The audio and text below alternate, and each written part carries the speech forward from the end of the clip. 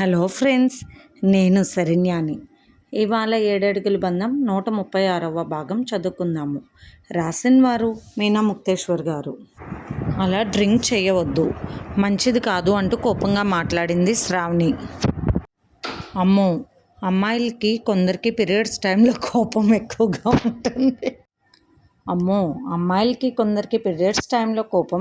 ఉంటుంది. అన్నారు. నిజమే, నిన్ను చూస్తే నాకే భయమేస్తుంది అన్నాడు కృష్ణవర్మ నవ్వుతూ. నాకు తెలియదా? ఎప్పుడన్నా మంత్కి ఒక్కసారి అంతే, అది కూడా పోటీలు అయ్యే వరకు సంవత్సరం వరకు ఇబ్బంది లేకుండా వాడుకోవచ్చని నవ్వేశాడు కృష్ణవర్మ. ఇంతలో రవివర్మ ఫోన్ చేశాడు. ఏంటి కొత్త పెళ్ళికొడుకు గారు, బిజీగా ఉన్నారా అంటూ జోక్ చేశాడు. అవును, ఈ రోజు నుండి చాలా బిజీగా ఉంటాను 3 రోజుల వరకు అన్నాడు నవ్వుతూ కృష్ణవర్మ. అర్థమైంది అంటూ నవ్వేశాడు రవివర్మ. ధరణి స్పీకర్లో మాటలు విని సిగ్గు లేకపోతే సరే, ఏం మాటలు, అన్నీ మీరు మాట్లాడుకునేది అన్నది ధరణి నవ్వుతూ. అంతకుముందు శ్రావణి అమ్మకు చేసిన ఫోన్ తెలుసు ధరణికి, అందుకని తొందరగా కనిపెట్టింది. అంతే. రవివర్మ ధరణి ఒక్కటే నవ్వులు. ఆనంద్ గారు అటు వెళ్తూ, ఏంటల్లుడు గారు నవ్వుతున్నారు అని నవ్వేశారు. ఏం లేదు మామయ్య గారు, పాప ఏడ్చింది, బాబు బాధపడుతున్నాడని నవ్వేశాడు. మాకన్నీ తెలుసు, మీ గ్రంథార్థమైన మాటలు అంటూ నవ్వుతూ వెళ్ళిపోయారు ఆనంద్ గారు. రవివర్మ నవ్వుతూ ఉన్నాడు. అమ్మో, మా చిన్నమామగారితో అస్సలు పెట్టుకోకూడదు, ప్రేమ విషయాలలో ఆయన మరీ ఫాస్ట్ అన్న సంగతి తెలుసు కూడా. ఆయనతో జోక్ చేయాలి అనుకోవడం చాలా తప్పు అన్నాడు నవ్వుతూ రవివర్మ. ధరణి, మీకు ఎన్నిసార్లు చెప్పాలి బాబాయ్ని ఏమీ అనవద్దని అంటూ నవ్వింది. బాగుంది, మాకు ప్రేమ పాఠాలకు కూచీలాగా ఆయనే కనిపిస్తున్నారు, ఏం చేయమంటావు అంటూ కన్ను కొట్టాడు రవివర్మ ధరణి వైపు చూసి నవ్వుతూ. ధరణి ముసిముసిగా నవ్వేసింది. చూడు పాపాయి, మీ నాన్నగారి అల్లరి నువ్వు కాస్త పెరగాలి, అప్పుడు మీ నాన్నగారి అల్లరి తగ్గాలి అంటూ నవ్వేసింది ధరణి. ఇంతలో కృష్ణవర్మ శ్రావణి వచ్చారు. శ్రావణి వెళ్ళి వాళ్ళ నానమ్మ దగ్గరున్న చిన్న మంచం మీద పడుకుంది. పుట్టిల్లు చేరితే చాలు అమ్మాయిలు వెంటనే గారాబం చూపిస్తారు అని మనసులో నవ్వుకున్నాడు కృష్ణవర్మ శ్రావణి వైపు చూస్తూ. కృష్ణవర్మను చూడడమే దేవిక గారు, సుప్రజ రండి బాబు అంటూ టిఫిన్ పెట్టడానికి చూశారు. వద్దత్తయ్య గారు, టిఫిన్ చేసేసామని చెప్పాడు కృష్ణవర్మ. ఏమీ కాదు, ఏమీ తినలేదు, మా అత్తగారి ఇంటికి వెళ్తే సున్నుండలు పిండి వంటలు చాలా పెడతారంటూ వచ్చారు నానమ్మ మీ మనవడు అంటూ నవ్వుతూ చెప్పింది శ్రావణి. ఎంత అల్లరి పిల్ల శ్రావణి, ఈరోజు నేను అసలు తినలేను, దయచేసి మీ అమ్మ వాళ్ళు సున్నుండలు అవి పెడతారేమో, వద్దు అని చెప్పు శ్రావణి అని కారులో చెప్పాడు కృష్ణవర్మ. అందుకని నన్ను బుక్ చేస్తావా? అవును, 3 రోజులు అందకుండా అల్లరి ఆటలు చాలా ఆడుతుంది అని నవ్వుకున్నాడు కృష్ణవర్మ. ఇంతలో దేవిక గారు సున్నుండలు, చక్రాలు, కజ్జికాయలు అన్నీ తెచ్చిపెట్టారు. తమ్ముడు గారు వస్తే సున్నుండలు బయటకు వస్తూ ఉంటాయి అంటూ నవ్వుతూ బయటకు వచ్చాడు రవివర్మ. టేస్ట్ చేయండి అన్నయ్య అంటూ కృష్ణవర్మ రవివర్మకు చిన్న చిన్న ముక్కలు చేసి మరీ తానే తినిపిస్తున్నాడు ప్రేమగా. శ్రావణి వైపు చూసి కన్ను కొడుతూ, మీ ఇద్దరు ఏదో పందెం వేసుకుని నన్ను మధ్యలో ఆడిస్తున్నారు కదూ అన్నాడు రవివర్మ నవ్వుతూ. అసలు అన్నయ్య చూసినట్టే ఉండరు, ప్రతి విషయాన్ని ఇట్లే పట్టిస్తారంటూ కృష్ణవర్మ నవ్వుతూ ఉన్నాడు. తినలేదు అని చెప్పినందుకు శ్రావణి చేసిన పని ఇది అని అందరికీ చెప్పాడు కృష్ణవర్మ. అందరూ శ్రావణికి పెళ్ళయ్యాక మరీ అల్లరి పెరిగింది అంటూ దుర్గమ్మ గారు నవ్వుతూ ఉన్నారు. రాత్రి చాలా నీరసంగా ఉంది అన్నారు మీ మనవడు గారు, అందుకని సున్నుండలు తినడానికి మొహమాట పడతారేమో అని చెప్పానంటున్న శ్రావణి మాటను విన్న కృష్ణవర్మ తను రాత్రంతా చేసిన అల్లరిని గుర్తు చేసుకుని నవ్వేశాడు. అవునవును, ఏదో మంచి సత్కార్యాలు చేసి ఉంటారు రాత్రి, పాపం అలసిపోయి నీరసపడ్డావా ఏమిటి తమ్ముడు అని చాలా చిన్నగా అంటూ నవ్వాడు రవివర్మ. ఆటలు పట్టించకండి అన్నయ్య మీరు మరీను అన్నాడు కృష్ణవర్మ. ఏం చేస్తాం మేము, ఏదో సినిమాలు చూస్తూ కలలకంటూ నిద్రపోవాలి ప్రస్తుతానికి, ఇలా జోక్స్ వేయడం కూడా తప్పేనా అంటూ నవ్వుతున్న రవివర్మ మాటలకు ముసిముసిగా నవ్వారు దుర్గమ్మ గారు. త్వరలో మీ కష్టాలు తీరిపోతాయిలే అన్నగారు అంటూ నవ్వాడు కృష్ణవర్మ కుంటగా. రవివర్మ చాలా ఆనందంగా నవ్వేశాడు. పాపాయిని ఎత్తుకుని బయటకు వచ్చింది ధరణి. నీ కూతురికి నేను చెప్పిన సున్నిపిండి ఇంకా బాగా పడింది, మరీ పుచ్చ పువ్వులా విచ్చిపోయింది రంగుతో అంటూ దుర్గమ్మ గారి చేతులతోనే దిష్టి తీసి నవ్వుకున్నారు. అమ్మో నానమ్మ, పద్దాక అలా అనకండి నా కూతుర్ని అన్నది ధరణి తన కూతురు వైపు మురిసిపోతూ చూసుకుంటూ. మురిపెంగా నవ్వుకున్నారు దేవిక, సుప్రజ. చిన్న రాజా దోగడుతూ పట్టుకుని కాస్త అడుగులు వేస్తూ ముచ్చట్లు చేస్తున్నాడు. మంచి రోజని చెప్పడంతో అరిసెలు వండించారు ముందు రోజే దుర్గమ్మ గారు. అరిసెలు చక్కగా పరిచి అరిసెల మీద మనవడిని నడిపిస్తూ ముచ్చట చేశారు దుర్గమ్మ గారు. అరే, అరిసెల మీద భలే నడిపిస్తున్నారు మా బుల్లి బావమర్దిని అంటూ నవ్వేశాడు కృష్ణవర్మ. అవును, బుజ్జి బావమర్ది అంటూ నవ్వేశాడు రవివర్మ. అవును, అడుగులు వేసేటప్పుడు అరిసెల మీద నడుస్తారు, నూరేళ్ళ ఆయుష్ ఉంటుందని పెద్దలని నవ్వుతూ చెప్పారు ధరణి. ఆ వేడుక చాలా ముచ్చటగా అనిపించింది అందరికీ. కృష్ణవర్మ అందంగా ఫోటోలు తీస్తూ వీడియో తీస్తున్నాడు. అంతేకాక వాటి మీద అడుగులు వేస్తూ నవ్వులు చిందిస్తూ చిన్న కృష్ణుడిలా చాలా బాగున్నాడు. నేను తాకకూడనప్పుడేనా ఈ ముచ్చట్లు తీర్చుకునేది అన్నది బొంగమూత పెట్టుకుని శ్రావణి. అది కాదమ్మా, ముందు సరి రోజులు మంచి రోజులు లేవు. నడక బాగా నడిచేటప్పుడు ఎందుకు అడుగులు వేసేటప్పుడే అరిసెల మీద నడిపించాలి అని చెప్పారు దుర్గమ్మ గారు. ధనుంజయ్ గారు చిట్టి మనవడు అరిసెల మీద నడుస్తుంటే పొంగిపోయారు. గీతిక చప్పరిస్తూ మరీ తింటూ ఉంది గోంగూర పచ్చడి. ఎంత రుచిగా ఉందో అంటూ దేవా వైపు చూసి మెచ్చుకుంది.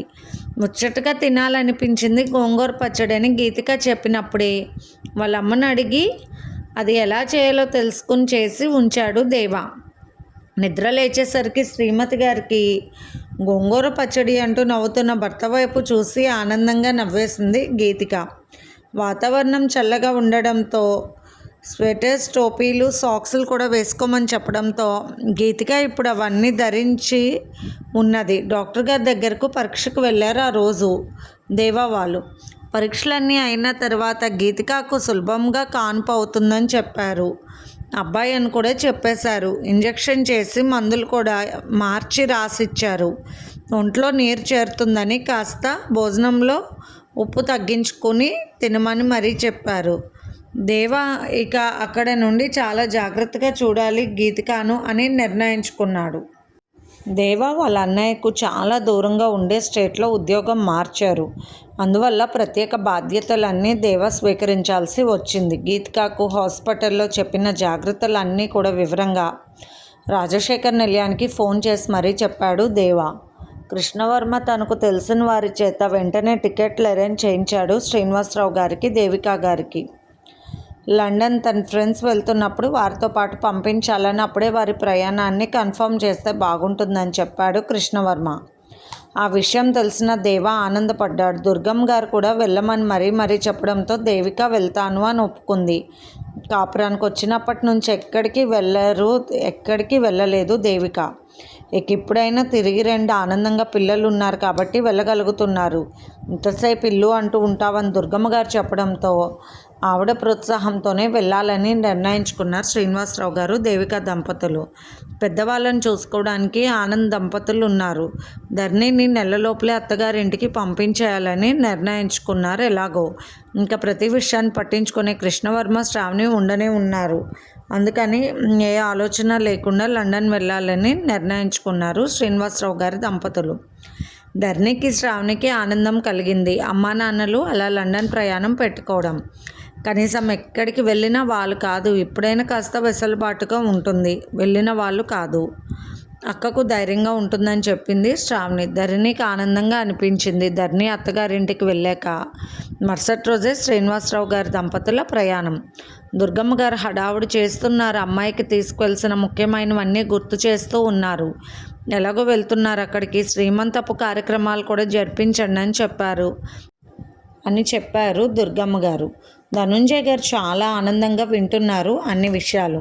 విశ్వనాథ్ గారి దంపతులను అడిగితే దూరం కాబట్టి ముందు మీరు వెళ్ళొచ్చేయండి, తర్వాత మేము వెళ్తాము, వాళ్ళకు బాగుంటుంది, నాకు కొన్ని కేసులు ఉన్నాయని చెప్పారు విశ్వనాథ్ గారు. సరే అని అలాగే కన్ఫర్మ్ చేసుకున్నారు. శ్రావణి తన రూమ్లో పడుకుని ఉంది. నానమ్మ ఇచ్చిన చెంచా మెంతిపొడి వేసుకుని గ్లాస్ గోరువెచ్చని నిమ్మరసం తాగి అలాగే పడుకుని ఉండిపోయింది. చాలా అలసటగా ఉంది శ్రావణికి. కృష్ణవర్మ సాయంత్రం హాస్పిటల్ వర్క్ చూసుకుని వచ్చారు. ఇంటికి వెళ్దాము అనుకున్నాను కానీ మెసేజ్ పెట్టావుగా అందుకే వచ్చాను అంటూ కాస్త నీరసంగా కూర్చున్నాడు కృష్ణవర్మ. శ్రావణి ఒక్కరే ఎలా ఉంటారండి అంటూ పైకి లేచింది. చాలా నీరసంగా ఉంది నాకు అని చెబుతూ నీకేదైనా తీసుకువస్తాను అంటూ వెళ్ళబోయింది శ్రావణి. నేను డిన్నర్ చేసే పైకి వచ్చాను, ఇబ్బంది లేదు, పడుకో శ్రావణి, ఏమైనా తిన్నావా అంటూ అడిగాడు ప్రేమగా. ఏమీ తినబుద్ధి కాలేదు అందుకే తినలేదు అని చెప్తున్న శ్రావణి మాటలకు నీకోసం స్పెషల్గా తీసుకొచ్చానంటూ స్వీట్ తెచ్చిచ్చాడు కృష్ణవర్మ. మీకు ఎలా తెలిసి ఇలా స్వీట్ తినాలనిపిస్తుందని నాకు అంటూ నవ్వింది శ్రావణి. చెప్తానంటూ ఫోన్ ఓపెన్ చేసి ప్రముఖ గైనకాలజిస్ట్ ప్రసంగం వినిపించాడు. ఆమె పీరియడ్స్లో వచ్చే ఇబ్బందుల గురించి, తీసుకోవాల్సిన జాగ్రత్తల గురించి చక్కగా చెబుతూ ఉంది. ఆ సమయంలో విశ్రాంతి తీసుకోవడం చాలా మంచిది. స్వీట్స్ ఇష్టమైతే తినవచ్చు, పురాతనంగా రకరకాల ఆంక్షలు విధించేవాళ్ళు అని ఆమె చెబుతున్న మాటలు వింటున్న శ్రావణి ఏమీ అక్కర్లొద్దు, నానమ్మ మాకు అన్నీ చెప్తారు, డాక్టర్తో పని లేదు అంటూ నవ్వేసి ఫోన్ ఆఫ్ చేసింది శ్రావణి. ఇంతలో సుప్రజ శ్రావణి అంటూ పిలిచింది. ఇదిగోనమ్మా అంటూ టిఫిన్ బాక్స్ ఇచ్చి తినేసి పడుకో, అలా ఖాళీ కడుపుతో పడుకోకూడదని చెప్పి వెళ్ళిపోయింది. ఏమిటి తమకు స్పెషల్ అంటూ ఓపెన్ చేశాడు కృష్ణవర్మ. ఏమీ లేదు, పెసలు బియ్యం వేసి సమానంగా ఉడికిన తర్వాత రుచికి తగ్గ ఉప్పు వేసి బెల్లం నెయ్యి వేసి ఇస్తారు. ఈ 3 రోజులు చాలా వరకు ఇలాంటి ఆహారాలు ఇస్తారు అంతే. శరీరంలో కొత్త కణాలు ఉత్పత్తికి మరియు రక్తశుద్ధికి, రక్తం పెరుగుదలకు తగ్గ ఆహారాలు ఇస్తారు. డాక్టర్ కృష్ణవర్మ గారు గైనకాలజిస్ట్ సలహాలు అక్కర్లేదు మాకు అని నవ్వుతూ చెప్పింది అని శ్రావణి తింటూ ఉన్నది. కృష్ణవర్మ హాస్పిటల్లో జరిగిన సంఘటన చెబుతున్నాడు. మొన్న నువ్వు ఉన్నప్పుడు సూసైడ్ కేసు ఒకటి వచ్చింది కదా శ్రావణి, ఆ అమ్మాయికి ఎవరో పాలల్లో కలిపి ఇచ్చారని అబద్ధాలు చెప్పింది పోలీసులకి. కాదు తనే తీసుకుంది అన్న విషయం బయటపడింది, కానీ ఎందుకు తీసుకుందన్న విషయం బయటపడలేదు. చిరాగ్గా ఉంది. అనవసరంగా ఆ రోజు ఆ అమ్మాయి ప్రాణాపాయ స్థితిలో ఉంది అని హాస్పిటల్లో జాయిన్ చేసుకోవడం తప్పే అయిందని అనిపిస్తుంది. వాళ్ళ పెద్దవాళ్ళు కూడా అంత అర్థం చేసుకునే వాళ్ళు కాదు. ఆ అమ్మాయిని వెనకేసుకు వస్తూ అడ్డంగా మాట్లాడుతున్నారు. నిజం చెప్పే మనస్తత్వం లేదు. అదే ప్లేస్లో ఆ అబ్బాయి ఉంటే దెబ్బకి నిజం కక్కించేవాడిని నేనే అన్నాడు చిరాగ్గా కృష్ణవర్మ. అయినా ఎందుకండి ఆ అమ్మాయి అలా చేసుకోవడం? అటువంటి వారిని హాస్పిటల్లో చేర్పించుకుంటే ఇబ్బందులా? వాటి వల్ల పోలీస్ కేసు అన్నీ అవుతున్నాయన్నమాట అని కృష్ణవర్మ చెప్పిన మాటలు ఆశ్చర్యంగా వింటూ ఉంది శ్రావణి. అవును, కొన్ని కేసులు మనం పోలీస్ వారి సహకారం లేకుండా జాయిన్ చేసుకుంటే పోలీస్ కేసులు అవుతాయి. ఒక్కోసారి మనకు తెలిసిన వాళ్ళు ఉండడంతో నా ఫ్రెండ్కి మెసేజ్ చేశాడు. అబ్బో పల్లెటూరు నుండి వచ్చారు, ఎవరూ సహాయం చేయరు పాపం అని మన హాస్పిటల్లో జాయిన్ చేసుకున్నందుకు, ఫీజులు కూడా తీసుకోకుండా వైద్యం చేసినందుకు లేనిపోని చిరాకు మానసికంగా అన్నాడు కృష్ణవర్మ.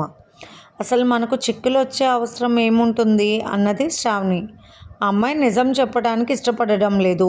కష్టపడి అమ్మాయితో నిజం చెప్పిస్తే బెదిరించి హాస్పిటల్లో వాళ్ళే అమ్మాయితో ఏదో చెప్పించారు అన్నట్లు వాళ్ళు మాట్లాడుకున్నారు. చివరికి నా ఫ్రెండ్ వచ్చాడులే, పోలీస్ అంతా వాడే చూసుకుంటాడు, ఒక్కసారి బుద్ధి వచ్చింది.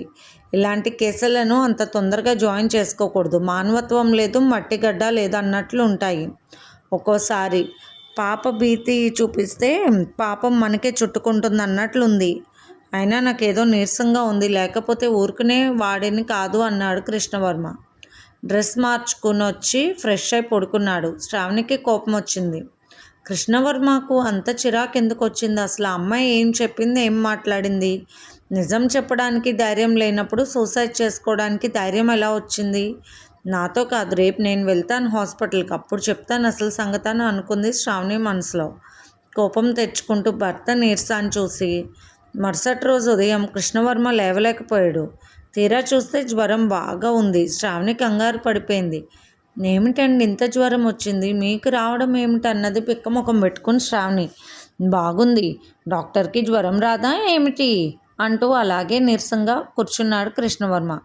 రాత్రి వామిటింగ్స్ అయ్యాయి శ్రావణి, ఆహారం అరగలేదు, అప్పుడే అర్థమైంది. టాబ్లెట్ వేసుకుందాం అనుకున్నాను కానీ ఏమిటో అలాగే పడుకున్నాను అంటున్న కృష్ణవర్మకు తల ఒక రకంగా తిరిగినట్లయింది. శ్రావణి వెంటనే రవివర్మకు మెసేజ్ పెట్టింది. పెట్టిన 10 నిమిషాల్లోనే రవివర్మ కృష్ణవర్మన్ హాస్పిటల్లోని హౌస్ సర్జన్ డాక్టర్ సాగర్ని తీసుకువచ్చాడు. కృష్ణవర్మ జ్వరం లక్షణాలన్నీ చూసి వైరల్ ఫీవర్ లక్షణాలుగా ఉన్నాయని చెప్పి జాగ్రత్తలు చెప్పారు. ఇక్కడ చంటిబిడ్డ ఉంది, నేను ఇంటికి వెళ్ళిపోతానన్నాడు కృష్ణవర్మ నీరసంగా. చాలే ఊరుకో కృష్ణ, నువ్వు పైనే ఉండు, ఇబ్బంది ఏముంది, ఇంటికి వెళ్ళి ఒక్కడివే ఉంటావా ఏమిటి, ఇక్కడైతే అందరూ ఉంటారని మందలించాడు రవివర్మ. లేదన్నయ్య, చిన్నపిల్లలు ఉన్నారు, పైగా వదిన బాలింత్రాలు, పెద్ద వయసు వాళ్ళు ఉన్నారంటున్నా. కృష్ణవర్మ మాటలకు రవివర్మ అయితే వెళ్దాం రా అంటూ కృష్ణవర్మకి ఇంజక్షన్లు అవి చేశాక కృష్ణవర్మని తీసుకుని వెళ్తుంటే అందరూ వద్దు వద్దు అన్నారు. అది కాదు అత్తయ్య గారు అని వివరం చెప్పి అక్కడ ఎక్కువసేపు ఉండడం మంచిది కాదు అని రవివర్మతో బయటకు బయలుదేరాడు కృష్ణవర్మ. నేను వస్తాను అంటున్న శ్రావణిని, వద్దు శ్రావణి, 2 రోజులే కదా, నేను హాస్పిటల్లో ఉండి మేనేజ్ చేసుకుంటానని చెప్పాడు కృష్ణవర్మ. రవివర్మ తన ఇంటి వైపు తీసుకెళ్తుంటే ఎందుకన్నయ్యా అన్నాడు కృష్ణ. చాలే పడుకో, ఎందుకంతా నీరసంగా ఉండి హాస్పిటల్ దగ్గర ఒంటరిగా ఉంటావా, లేకపోతే ఇంటి దగ్గర ఒంటరిగా ఉంటావా, ఎంత అవసరం ఏముంది, అమ్మకు తెలిస్తే అసలు ఊరుకోదురా అని ఎంతో చొరవగా సొంత తమ్ముడిని మందలించినట్టు మందలించాడు రవివర్మ. నీకేమీ మాట్లాడలేని కృష్ణవర్మకు కళ్ళనీళ్ళు వచ్చాయి.